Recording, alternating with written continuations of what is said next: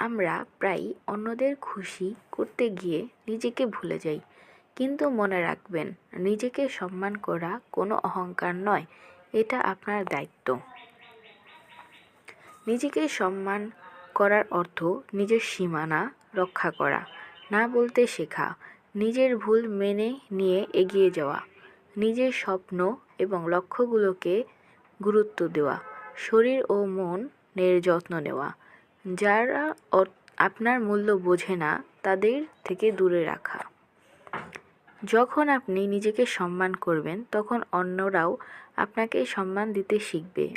আপনার আত্মবিশ্বাস বাড়বে, মানসিক শক্তি বাড়বে এবং জীবনের সিদ্ধান্ত নিতে পারবেন।